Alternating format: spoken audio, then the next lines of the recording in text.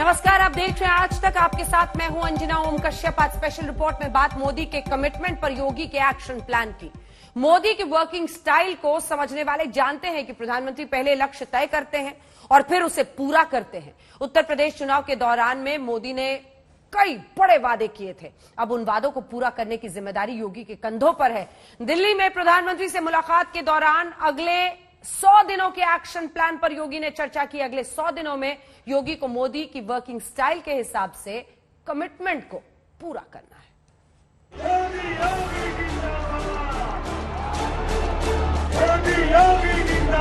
प्रदेश की जनता जनार्दन का आभार।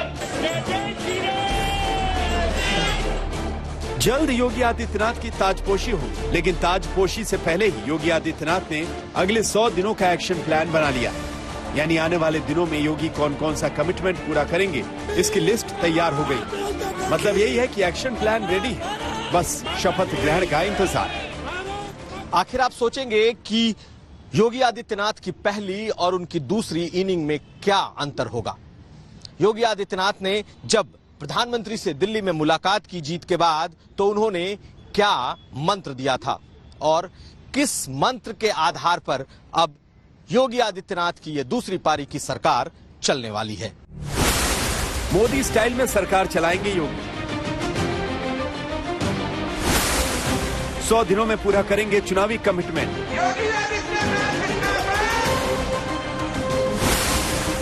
बुलडोजर चलेगा, माफिया पर हंटर चलेगा।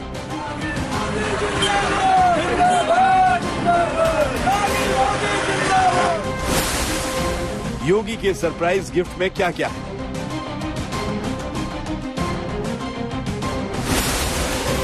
मोदी का वायदा, योगी का फौलादी इरादा। अन्यायी, अत्याचारी, दुराचारी कितना भी बड़ा क्यों न हो, कितना बलशाली क्यों न हो, उसके सामने कभी झुकने की आवश्यकता नहीं, कभी हथियार डालने की आवश्यकता नहीं। अन्याय और अत्याचारी का अंत होगा, जरूर होगा, ऐसे ही जैसे हिरण्यकश्यप का अंत हुआ था। 2022 में चुनावी जीत से निकली राह की अगली मंजिल 2024 आम चुनाव। वैसे 10 मार्च को आए नतीजों ने बता दिया है कि यूपी में मोदी और योगी की जोड़ी बीजेपी के लिए बेहद कामयाब फॉर्मूला साबित हुई है। हर योजना, हर मिशन में योगी जी के यूपी ने देश के लक्ष्यों को हासिल करने में अग्रणी भूमिका निभाई है। वरना मुझे तो याद है, एक दौर था जब यहां शासन प्रशासन गुंडों और माफियाओं की मनमानी से चलता था। प्रधानमंत्री श्री नरेंद्र मोदी जी के यशस्वी नेतृत्व और मार्गदर्शन में आज उत्तर प्रदेश देश के विकास में बाधक नहीं, देश के विकास में अग्रणी भूमिका का निर्वहन करते हुए दिखाई दे रहा है। और सहारनपुर में मां शाकंभरी के नाम पर बनने वाला ये विश्वविद्यालय, इसका एक उदाहरण आप सबके सामने है। बीजेपी ने 403 सीटों में से अपने दम पर 255 और सहयोगी दलों के साथ 273 सीटें जीतकर प्रचंड बहुमत हासिल किया। ये किसी भी लिहाज से ऐतिहासिक था। सूबे का कोई भी मुख्यमंत्री इससे पहले कभी पद पर एक संपूर्ण कार्यकाल पूरा करने के बाद दोबारा चुनकर नहीं आया। न ही 1985 के बाद कोई सत्तारूढ़ सरकार दूसरे कार्यकाल का जनादेश लेकर सत्ता में आई। जनता को भरोसा है कि योगी कमिटमेंट पूरा करेंगे। भारतीय जनता पार्टी इस देश के हर नागरिक को सुरक्षा की गारंटी देती है, उसके सुख और समृद्धि की गारंटी देती है। भारतीय जनता पार्टी ने जो कहा, भारतीय जनता पार्टी की सरकारों ने वो किया। एक तरफ मोदी और योगी की जोड़ी, तो दूसरी तरफ राशन वाले शासन का कमाल। यही दो वजह हैं जिसने यूपी की सियासत में नया अध्याय लिख दिया। वही अध्याय जिसके बलबूते 2024 में नया अध्याय लिखा जाना है। 2019 में जब लोकसभा में हम दोबारा जीत करके आए, तो इस ज्ञानियों ने कहा था कि भाई इस 2019 के जीत में क्या है, ये तो 2017 में ही तय हो गई थी, क्योंकि 2017 में यूपी का रिजल्ट आया था। मैं मानता हूं इस बार भी ये ज्ञानी जरूर कहने की हिम्मत करेंगे कि 2022 के नतीजों ने 2024 के नतीजे तय कर दिए हैं। नई सरकार में आने के बाद नौकरशाही में कितना बदलाव होता है ये तो कहना मुश्किल है, लेकिन 100 दिन के एजेंडे पर सरकार का कामकाज शुरू हो चुका है। अधिकारियों से लगातार योगी आदित्यनाथ फीडबैक ले रहे हैं और शपथ के तुरंत बाद एक्शन में भी दिखाई देंगे। कानून व्यवस्था के मोर्चे पर योगी आदित्यनाथ ने बेहतर काम किया तो मोदी की दमदार योजनाओं ने उत्तर प्रदेश में बीजेपी के लिए जीत की सड़क तैयार की। यानी मोदी और योगी की जोड़ी यूपी में सुपर हिट साबित हुई। चुनावी जीत के बाद अब योगी के सामने सबसे बड़ा चैलेंज उन वादों को तय वक्त में पूरा करना है जो वादा मोदी ने प्रदेश की जनता से किया। योगी के एजेंडे में अगले 100 दिनों में क्या क्या है, देखिए। अगर आप यूपी में रहते हैं और आप सोच रहे हैं कि अगले 100 दिनों में क्या होगा, तो इसकी झलक के बारे में आपको बताते हैं। नंबर 1, मुफ्त राशन के एक्सटेंशन पर बड़ा ऐलान। नंबर 2, छुट्टा जानवर की समस्या पर बड़ा एक्शन। नंबर 3, महिलाओं को मुफ्त सिलेंडर देने का प्लान। नंबर 4, सरकारी नौकरियों में बम्पर भर्ती का ऐलान। नंबर 5, कॉन्ट्रैक्ट पर काम करने वालों की बहाली। 100 दिनों में 100 भू माफियाओं पर बुलडोजर। योगी के नवरत्न अफसरों में बड़े बदलाव मुमकिन। सबसे पहले राशन पर शासन का ऐलान होगा। मेरी जानकारी के मुताबिक फ्री राशन की योजना अगले 6 महीने तक बढ़ाई जा सकती है और इस पर सबसे पहले फैसला लिया जा सकता है। दरअसल मुफ्त राशन की योजना, जिसमें महामारी की मुश्किलों से पार पाने के लिए 15 करोड़ लोगों को न सिर्फ अनाज बल्कि दालें और खाद्य तेल भी दिया जाता है। यानी योगी के 100 दिनों के एक्शन प्लान में सबसे ऊपर यही फाइल है। आपको याद होगा अखिलेश यादव ने आक्रामक चुनावी अभियान चलाया। चुनाव के दौरान जोश और जज्बे से भरी चुनौती योगी को दी। वही चुनौती जो न सिर्फ समाजवादी पार्टी को एकजुट करने के काम आई, बल्कि ये नैरेटिव खड़ा करने में भी कामयाब रही कि बेरोजगारी और छुट्टा जानवर सबसे बड़ा मुद्दा है। महंगाई की जिम्मेदार अगर कोई है तो भारतीय जनता पार्टी है। इन्होंने महंगाई बढ़ाई, जानबूझ करके बढ़ाई। जनता को डीजल खरीदना है, वो जानते हैं डीजल कितना महंगा हुआ है। जनता खुद महसूस कर रही है, उनकी गाड़ी नहीं चल पा रही है। उन्हें भरोसा दिलाया था कि हवाई चप्पल वाले हवाई जहाज में चलेंगे, आज वो गाड़ी नहीं चला पा रहे, इतना पेट्रोल महंगा है। महंगाई बढ़ गई है, उनके बच्चे के घर में नौकरी नहीं मिली है। कोई घर ऐसा नहीं जिसमें बेरोजगार न बैठे हों। जानवर जब सड़क पे घूमते हैं, एक्सीडेंट हुए हैं। उत्तर प्रदेश का दिन कोई ऐसा दिन नहीं जाता है जिस दिन इन जानवरों की वजह से लोगों का एक्सीडेंट न हो रहा हो, लोगों की जान न जा रही हो और सांड से न मारने से जान न जा रही हो। हर दिन कहीं न कहीं उत्तर प्रदेश में सांड जान ले रहा है। इसलिए आने वाले समय में जो सांड से जिनकी जान जाएगी, उनको भी सरकार से मदद देने का काम समाजवादी लोग करेंगे। अखिलेश यादव ने पूरी ताकत से इस मुद्दे को हर चुनावी सभा में उठाया। यहाँ तक कि प्रधानमंत्री को यूपी की जनता के सामने कमिटमेंट करना पड़ा कि 10 मार्च के बाद इसका समाधान सबसे पहले होगा। भाइयों बहनों, जो पशु दूध नहीं देता है उसके गोबर से भी आय हो, ऐसी व्यवस्था मैं आपके सामने खड़ी कर दूंगा भाइयों।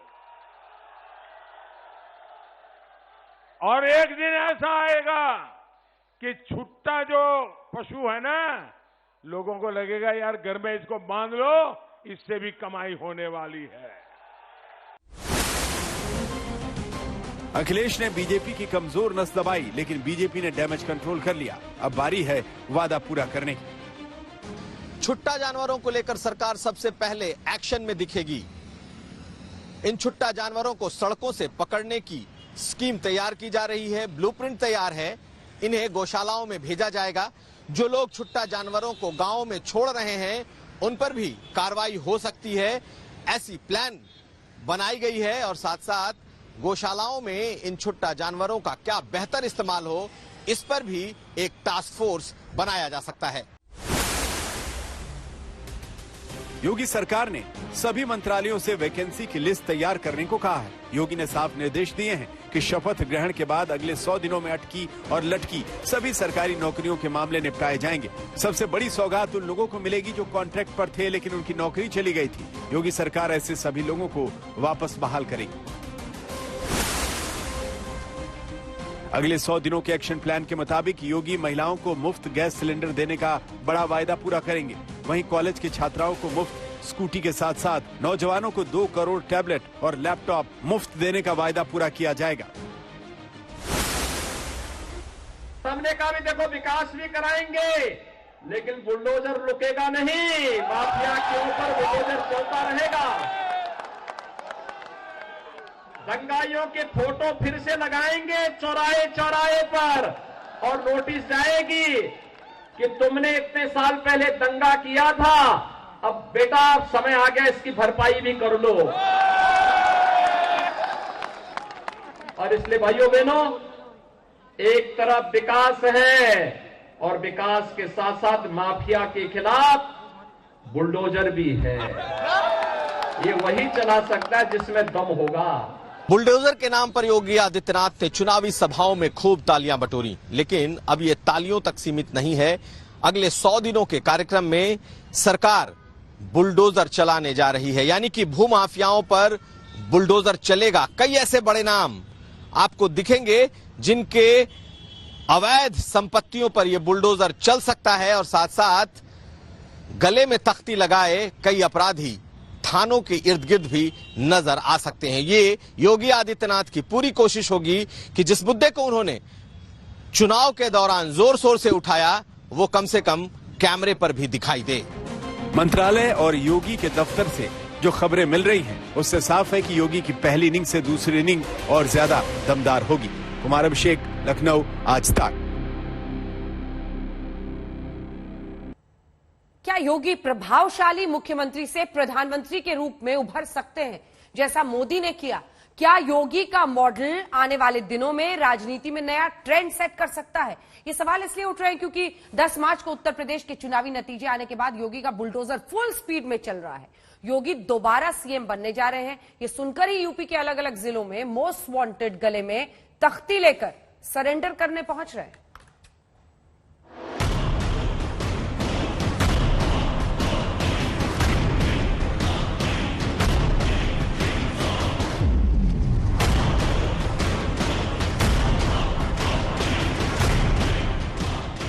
थाने में हाजिरी लगाते हिस्ट्री शीटर, थाने थाने सरेंडर करते मोस्ट वांटेड। मुझे माफ कर दीजिए, आप सरेंडर कर रहा हूं मैं, गोली मुझे मत मारिए। शहर शहर चलता योगी का बुलडोजर।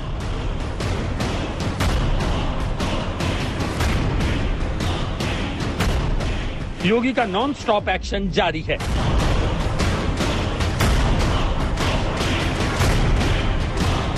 हाथ में तख्ती है और जबान पर गुहार है, मुझे माफ कर दीजिए।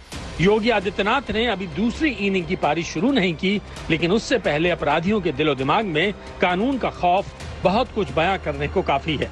पहले गौर से सुनिए थाने में आत्मसमर्पण करने आया ये अपराधी क्या कह रहा है। मैं बहुत डर गया हूं और कप्तान साहब का सुन के कि गोली मार देंगे, बहुत डर गया हूं सर, मुझे माफ कर दीजिए। आप तो सरेंडर कर रहा हूं मैं, गोली मुझे मत मारिए। तस्वीर उत्तर प्रदेश के गोंडा जिले की है। मामला क्या है, जिले के कप्तान ने बताया। 25,000 का इनामी बदमाश जो कि किडनैपिंग अपहरण में वांछित था, आज उसने आत्मसमर्पण किया है थाना छपिया में, यह कहते हुए कि ये दोबारा क्राइम नहीं करेगा। ये जो बदमाश है, 2 दिन पूर्व हुई पुलिस मुठभेड़ में जो 2 बदमाशों को पकड़ा गया था पुलिस एनकाउंटर में, राजकुमार यादव और जुबैर अली 25,000 के इनामी बदमाश थे। इन्हीं का ये साथी है जो कि पुलिस के इस केस में वांटेड था। इसने आज आत्मसमर्पण किया है। गोंडा में वांछित अपराधी मृत्यु के डर से थाने में खुद ब खुद सरेंडर करने पहुंच रहे हैं, तो सहारनपुर के थाने में लगी ये कतार इलाके के हिस्ट्री शीटर अपराधियों की है। यहाँ 1-2 नहीं, दर्जन भर अपराधी थाने पहुंचे, अपनी हाजिरी दर्ज करवाई और कसम खाई कभी अपराध नहीं करेंगे। हिस्ट्री शीटर जो है थाना क्षेत्र के, वो थाने पे आए, स्वयं चल के आए और उन्होंने कहा साहब हमारी निगरानी न की जाए और हम जो है अब कभी भी अपराध जगत में नहीं जाएंगे और हम शांतिपूर्वक अपना जीवन यापन कर रहे हैं, तो हमारे निगरानी की आवश्यकता नहीं है। इस प्रकार लगा कि पुलिस वहां पे काफी सक्रिय है। ये तस्वीरें नोएडा के सेक्टर 62 की हैं। यहाँ 25,000 इनामी का एनकाउंटर हुआ है। नाम है शेखर।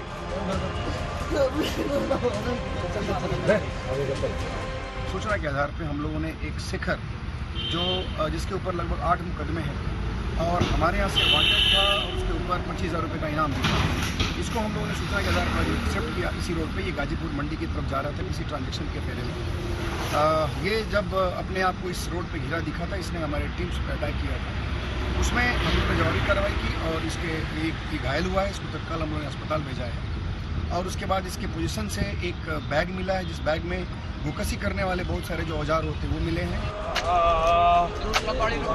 नोएडा में शेखर पकड़ा गया, वहीं गाजियाबाद में हुए एनकाउंटर में शातिर अपराधी कल्लू को दबोचा गया, तो आजमगढ़ में 50,000 इनामी मोस्ट वांटेड पकड़ा गया।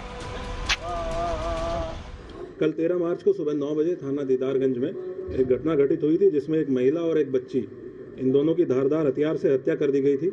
इस घटना का अनावरण आज पुलिस के द्वारा किया गया है। इसके अनावरण के लिए 4 टीमें लगाई गई थी।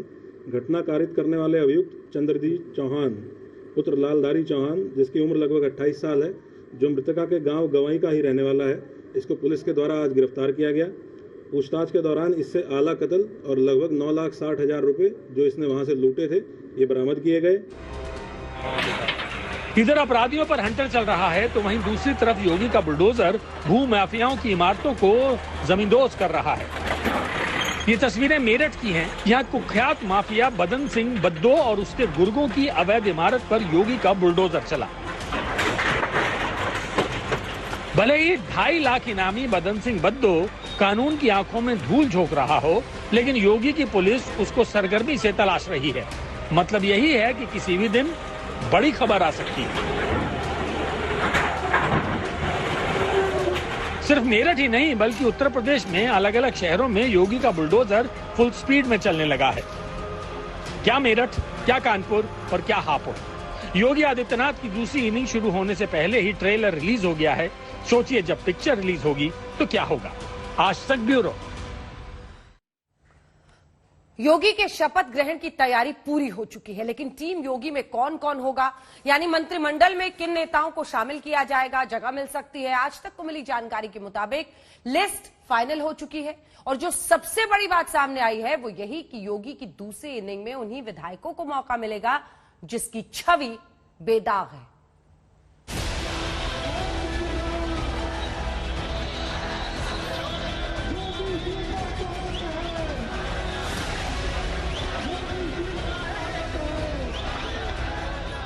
प्रचंड जीत के बाद जब योगी आदित्यनाथ गोरखपुर पहुंचे तो होली के रंग में दिखे।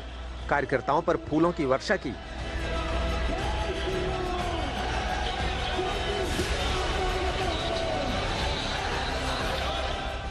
छोटी बच्ची को चॉकलेट दिया और जीत पर जनता के आगे नमन किया।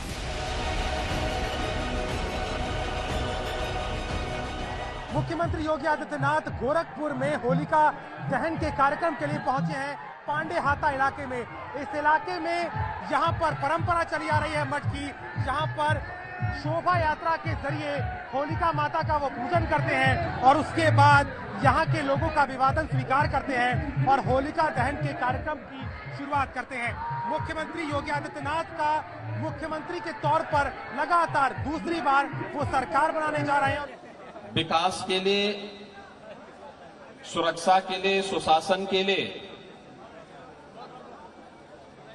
एक लोकप्रिय सरकार देने के लिए हृदय से धन्यवाद देता हूं। आप सबके प्रति आभार भी व्यक्त करता हूं।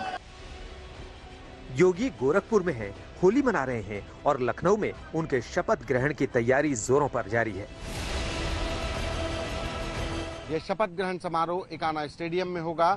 स्वर्गीय प्रधानमंत्री अटल बिहारी वाजपेयी एकाना स्टेडियम में इस शपथ ग्रहण समारोह में शिरकत करने के लिए प्रधानमंत्री नरेंद्र मोदी से लेकर बीजेपी के तमाम बड़े नेता, सरकार के बड़े मंत्री, केंद्रीय मंत्री और देश में बीजेपी शासित सभी राज्यों के मुख्यमंत्री इस पूरे कार्यक्रम में शामिल होंगे। करीब 45,000 लोगों के बैठने का इंतजाम किया जा रहा है। 200 वीवीआईपी का इंतजाम किया जा रहा है। सुरक्षा व्यवस्था की बात करें तो अभी से एकाना स्टेडियम में लोगों का प्रवेश बंद कर दिया गया। अनाधिकृत तौर पर किसी को भी अंदर जाने नहीं दिया जा रहा है। सवाल यह है कि योगी अकेले शपथ लेंगे या पूरा मंत्रिमंडल। आज तक को मिली जानकारी के मुताबिक दिल्ली में हुई मीटिंग में टीम योगी की पूरी लिस्ट तैयार हो चुकी है। लिस्ट में नए युवा चेहरों को जगह मिली तो वहीं 65 की उम्र पार कर चुके नेताओं का पत्ता कट सकता है। कुछ बातें इसके बावजूद बेहद शीशे की तरह साफ हैं। इस बार मंत्रिमंडल पिछली बार से अलग होगा। नए चेहरे कहीं ज्यादा होंगे। टेक्नोक्रेट्स और प्रशासनिक अधिकारियों को भी इसमें जगह मिलेगी। इसके अलावा जिन पर भी किसी तरह का कोई सवाल खड़ा हुआ, उंगलियां उठी, शायद ऐसे चेहरे बाहर होंगे। तुलनात्मक दृष्टि से देखें तो इस बार युवा चेहरे ज्यादा होंगे, महिलाएं ज्यादा होंगी और डिप्टी सीएम को लेकर जो सबसे बड़े कयास चल रहे हैं उस पर सबकी निगाहें भी होंगी। कुमार अभिषेक, लखनऊ, आज तक। आज तक संवाददाता संतोष शर्मा ने डेप्यूटी सीएम दिनेश शर्मा से बात की। शर्मा उत्तर प्रदेश पर दिल्ली में हुई मीटिंग में मौजूद थे। योगी की नई टीम को लेकर दिनेश शर्मा ने बड़ी बात समझाई। देखिए। बैठकों का दौर खत्म हो गया, क्या निर्णय, अब क्या स्वरूप, कैसे क्या रहेगा? नहीं, बीजेपी एक कैडर बेस्ड पार्टी है और इसमें मैं नहीं हम है, और जो भी चाहे जीत हो चाहे कहीं कोई कमी हो, हर चीज को बेहतर बनाने के लिए बराबर कार्यकर्ताओं का आपस में विचार विमर्श और केंद्रीय नेतृत्व या प्रदेश नेतृत्व से मार्गदर्शन का प्रक्रिया चलती है। और एक सामान्य प्रक्रिया है कि हम लोग आपस में विचार विमर्श करने के लिए भविष्य में और अच्छा प्रशासन कैसे हो। बीजेपी सुशासन के लिए जानी जाती है और बीजेपी घोषणा पत्र जारी नहीं करती है, बीजेपी संकल्प पत्र जारी करती है, जिससे एक एक संकल्प को जनता के हित चिंतन के लिए उसको ठीक प्रकार से किया जा सके।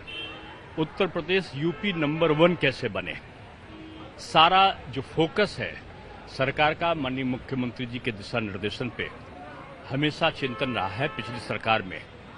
और जो 2017 से 2022 तक की विकास यात्रा है वो बड़ी तेज गति से चली और उसका फलस्वरूप यह रहा कि 17.4% की जो बेरोजगारी की दर थी वो 4.9% पे आ गई वर्तमान में जब हम आपसे बात कर रहे हैं। सरकार का हमेशा ये प्रयत्न रहा संकल्प पत्र के माध्यम से कि हम युवाओं को अधिक से अधिक रोजगार के साथ में जोड़ें, शिक्षा में रोजगार परक पाठ्यक्रमों को शामिल करते हुए पढ़ते पढ़ते बच्चा रोजगार प्राप्त कर सके, शैक्षिक सुधारों में रोजगार परक पाठ्यक्रमों का समावेश हो, स्टार्टअप के साथ में एक बड़ा फंड सरकार ने जारी किया है। सरकार ने हमेशा, जो पिछली सरकारें हमारी रही है, उसने हमेशा ये कोशिश किया है कि जो बेसहारा पशुओं के लिए जो समस्या का निवारण किसानों की कैसे हो सकता है कि गोवंश का भी संरक्षण हो, आय का सृजन भी हो, जैविक खेती भी हो और गोपालकों को भी एक राहत मिल सके। ये तमाम ऐसे बिंदु रहे हैं जो संकल्प पत्र में जिनका उल्लेख है। कृषि और किसान पर आधारित व्यवस्था, महिलाओं के सशक्तिकरण की चिंता और उनको भी अधिक से अधिक रोजगार से जोड़ना, छोटे उद्योगों के माध्यम से करोड़ों की संख्या में रोजगार का सृजन करना, ये सरकार का प्रयास पहले भी रहा है और आगे भी इसी पर सरकार काम करती आई है।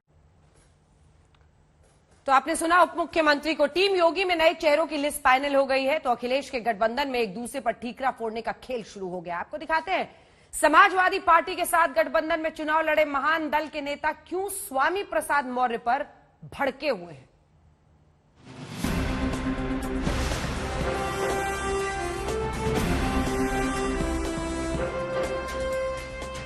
अखिलेश यादव की अगुवाई में बने गठबंधन ने पूरी ताकत से चुनाव लड़ा, लेकिन चुनाव परिणाम आने के बाद सिर फुटअव्वल शुरू हो गई है। समाजवादी पार्टी में शामिल महान दल ने हार का ठीकरा स्वामी प्रसाद मौर्य पर फोड़ दिया। स्वामी प्रसाद मौर्य जी के आने के पहले लगभग सब कुछ ठीक चल रहा था, सब मजबूती से लड़ रहे थे और सब जमीनी स्तर पर। लेकिन उनके आने के बाद लोगों को लगा कि अब हमारी लड़ाई रही नहीं गई, भारतीय जनता पार्टी की तो कमर टूट गई। और उनके आने के बाद ओवर कॉन्फिडेंस और ज्यादा बढ़ा और सब में बढ़ा। केशव देव मौर्य की माने तो हार की वजह चुनाव से ठीक पहले बीजेपी से गठबंधन में शामिल हुए स्वामी प्रसाद मौर्य है। माथे पर हार की मुहर लगी तो स्वामी प्रसाद मौर्य का जवाब आया। 304 सीट पर जीतने वाली समाजवादी पार्टी पीछे हो गई। 99 पर जीतने वाली बैलेट पेपर वोटिंग में भाजपा आगे हो गई। इसका मतलब है कि कहीं न कहीं कोई बड़ा खेल हुआ है। चुनावी हार के बाद गठबंधन में खलबली है, लेकिन ओम प्रकाश राजभर ने मोर्चा संभाला। बोले सब कुछ ठीक है। हमारी जो क्षमता है, हम अपना वोट की बात करेंगे कि हम आपके वोट की तो गिनती बात नहीं कर सकते ना, हम अपने वोट की ना बात करेंगे। तो क्या स्वामी प्रसाद मौर्य अपना वोट नहीं दिला पाए?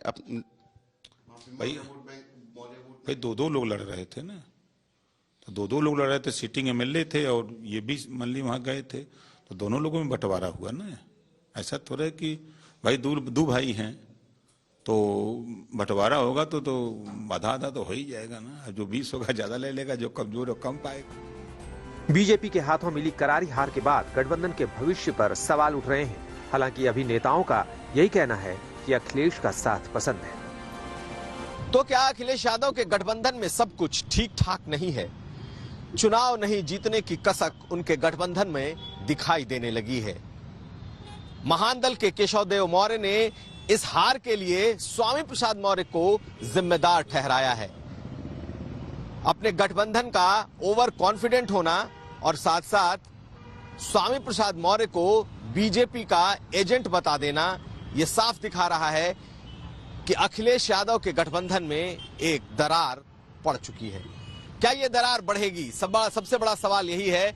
और क्या वो सहयोगी जो बीजेपी को छोड़कर जा चुके हैं अगले 5 सालों तक अखिलेश यादव के साथ रहेंगे? अब सबकी नजरें इसी बात पर टिकी होंगी। और आइए अब आपको मिलवाते हैं आज तक के उन वॉर वॉरियर्स से जो रूस और यूक्रेन युद्ध को कवर करके लौटे हैं। जी हां, युद्ध को आज तक के इन जाबाजों ने अपनी आंखों से देखा है। बम धमाकों और मिसाइल अटैक के बीच लवीव से कीव तक युद्ध को कवर किया है।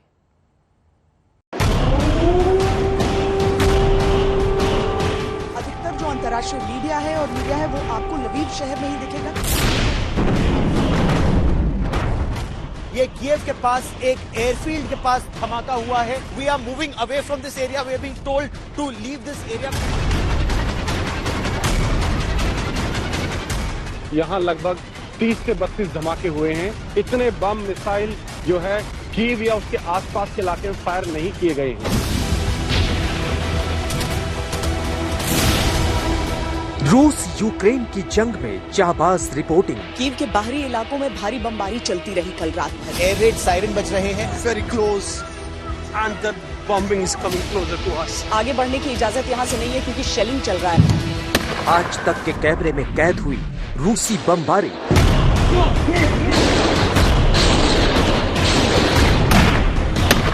Continuous firing taking place. Lviv से कीव तक जंग की आंखों देखी। हम इस समय इरपिन में पहुंच गए हैं जहां सबसे भीषण संघर्ष, सबसे भीषण मुकाबला इस युद्ध का चल रहा है।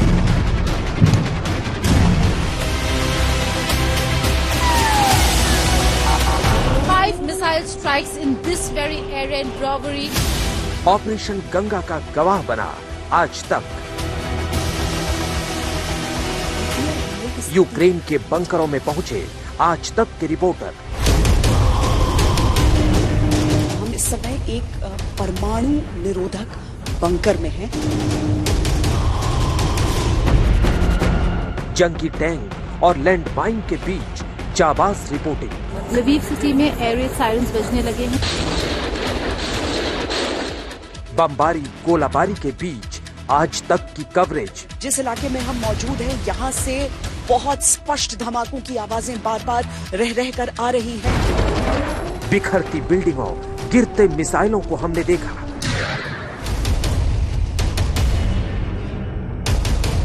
देखिए सड़क बिल्कुल टूट कर भीतर धंस गई है। मिसाइल के जो ये अटैक हुए हैं इस जगह पर। हम हैं आज तक वॉरियर्स। श्वेता सिंह, गौरव सावंत, गीता मोहन, राजेश पवार। आज तक।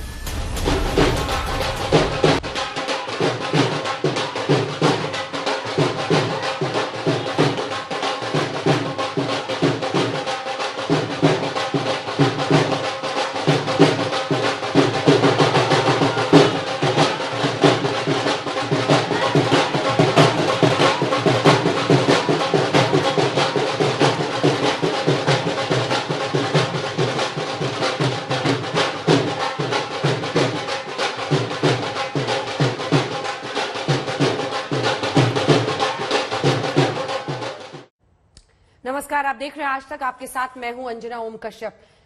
सर्वश्रेष्ठता के लिए कई बार बहुत बड़ी कीमत चुकानी पड़ती है। उसमें शामिल होते हैं कई बार ऐसे फैसले जिसमें शायद आपका दिल साथ नहीं देता है, लेकिन हिम्मत दिखानी पड़ती है। और ऐसे ही तय किया गया कि आज तक के हमारे तमाम बहादुर सहयोगी यूक्रेन और रूस के बीच की जंग को कवर करने के लिए उस जगह पर जाएंगे जहां पर उनकी जान को खतरा था। जी हां, जान की बाजी तक लगानी पड़ती है अगर आपको सबसे पहले और सच्ची खबर दर्शकों तक पहुंचानी है। और इसीलिए हमारे ये तमाम सहयोगी हमारे लिए हीरोज हैं, जिन्होंने इस पूरे कवरेज में अपनी एक तरह से पूरी ताकत झोंक दी। गौरव सावंत हमारे सहयोगी, जिन्हें आप हर जगह देखते हैं, लेकिन रूस और यूक्रेन की जंग में देखकर लोग दंग रहते थे, हमसे पूछते थे कि वो कब लौट रहे हैं। श्वेता सिंह हमारी सहयोगी, जो वहां पर मौजूद थी और हर मुश्किल का सामना करती हुई ग्राउंड रिपोर्ट, क्योंकि कई बार ऐसी जंग में श्वेता प्रोपेगेंडा बहुत हावी हो जाता है, वो सच दिखाना जरूरी होता है, इसीलिए आप लोगों का वहां पहुंचना। गीता मोहन हमारी सहयोगी, जो डटी हुई थी अपने मोजो सेट के साथ, ताकि तस्वीर सच, साफ और स्पष्टता के साथ आपके सामने आए। लेकिन वो दो बहादुर सिपाही जो कैमरा थामे थे इनके सामने, जिनको कई बार इतना वक्त भी नहीं मिलता था कि वो पीछे मुड़कर देखें कि कहीं कोई खतरा तो नहीं है, पवन कुमार और मोहसिन खान, हमारे दोनों वीडियो जर्नलिस्ट जो वहां पर मौजूद थे, जिन्होंने इस जंग को कवर किया है। सबसे पहले तो मैं ही आप लोगों के लिए ताली बजा देती हूं, मुझे लगता है मेरे साथ हमारे दर्शक भी ये ताली आपके लिए बजाएंगे। गौरव सावंत, आपके साथ शुरुआत करना चाहती हूँ। आज हम लोग जब इंतजार कर रहे थे तो लग रहा था पता नहीं गौरव आएंगे तो कैसे दिखेंगे, क्या परेशानियां उन्होंने झेली होंगी। सबसे बड़ी चुनौती क्या थी गौरव, ग्राउंड रिपोर्टिंग वहां से करने में? सबसे बड़ी मुश्किल की घड़ी कब आई और कैसे आपने किसी ना किसी तरकीब से ये सुनिश्चित किया कि जब आज तक को गौरव सावंत ऑन एयर चाहिए था तो गौरव सावंत ऑन एयर दिखा? गौरव, सबसे बड़ी चुनौती वहां भाषा है।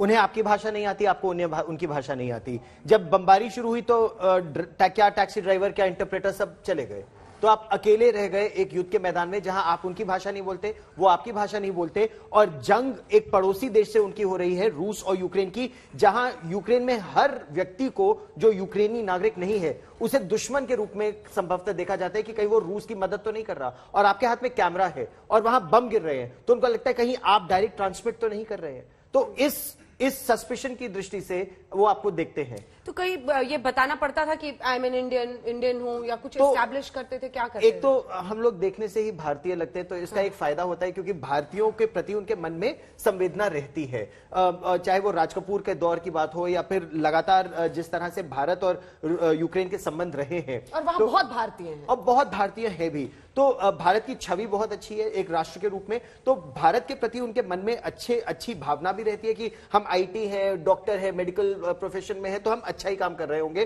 तो जब आप उन्हें बताएं हम पत्रकार हैं तो ठीक है, लेकिन उससे पहले वो आप पर राइफल तान देते थे। मतलब पवन और मेरे ऊपर कम से कम 5-6 बार राइफल तान के जमीन पे लिटा दिया, पैर ऐसे फैला के, हाथ ऐसे करके, और आपकी तलाशी लेते हैं। फिर जब पता चलता है, और फिर आपके फोन देखते हैं कि आपके फोन में क्या तस्वीर है।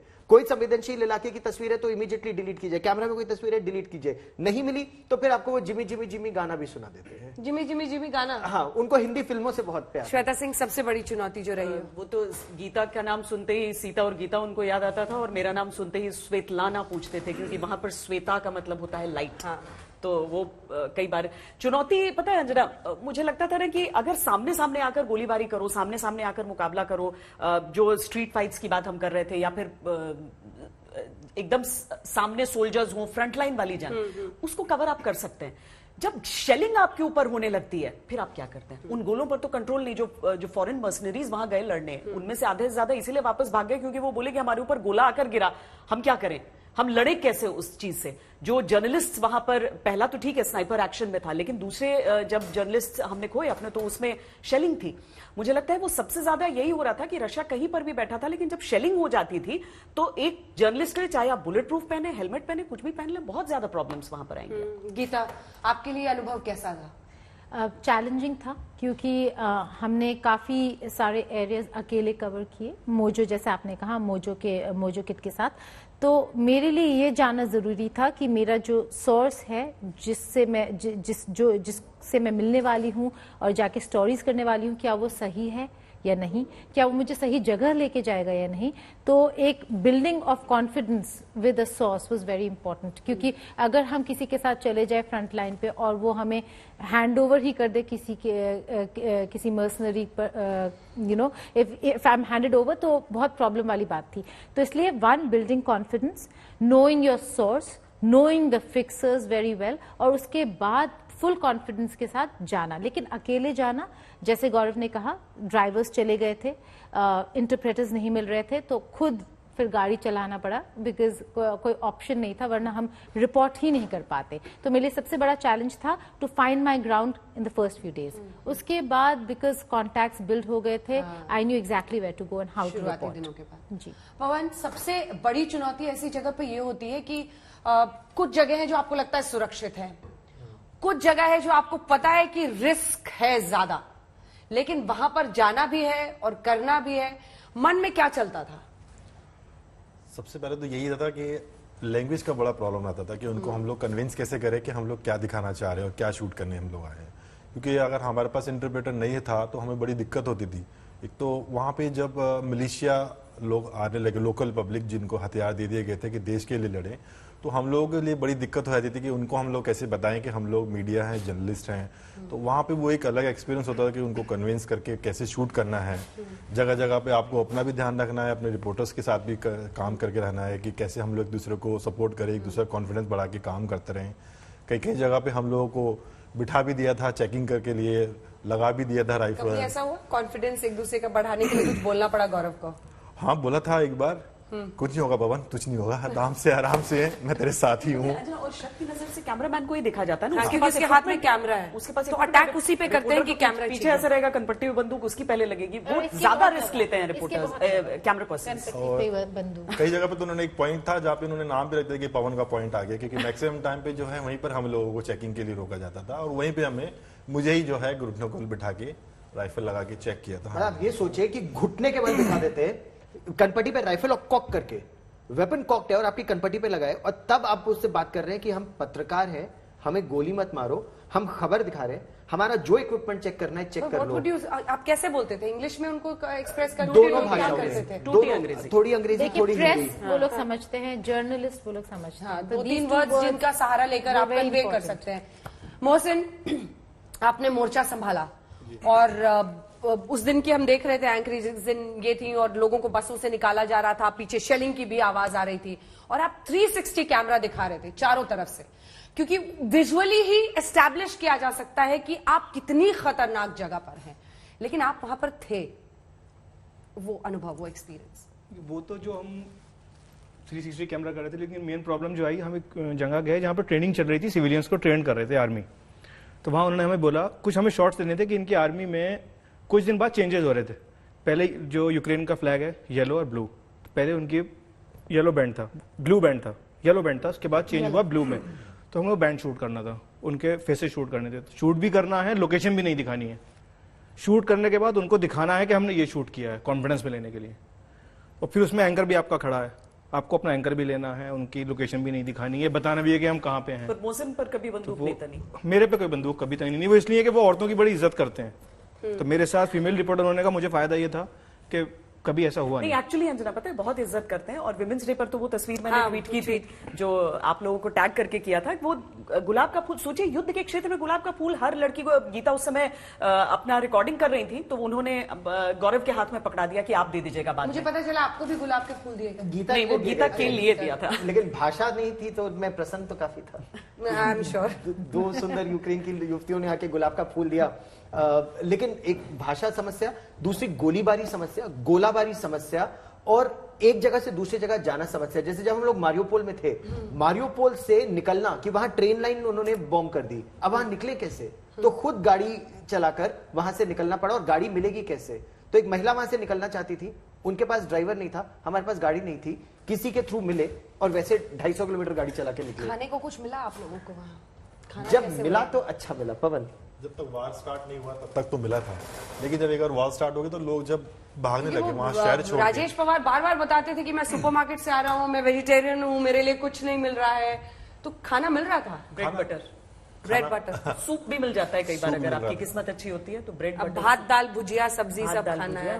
होली है, पुआ फिर वॉर ब्रेक होने के बाद मार्केट्स बंद हो गए थे, तो कुछ दिन तो इनके लिए बहुत मुश्किल था, तब तक हम पहुंचे नहीं थे।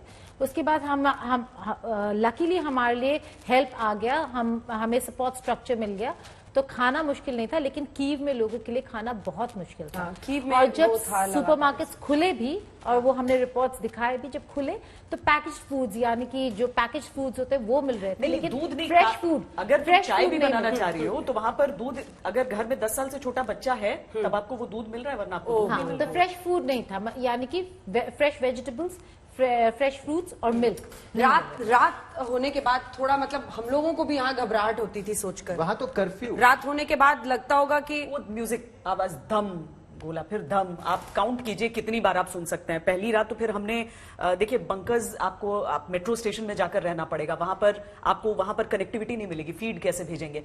तो हम लोगों ने घर के ही निचले हिस्से में सीढ़ी के नीचे वाला हिस्सा देखा, जहां पर जैसे ही आपको अगर एयर रेड सायरन्स आ रहे हैं या फिर जब 5 बॉम्ब्स गिर गए तो हम नीचे की तरफ भागे कि अब, और क्योंकि आप कीव सबर्ब्स में थे जिसको पहले टारगेट किया, कीव तो हाल फिलहाल स्टार्ट हुआ है।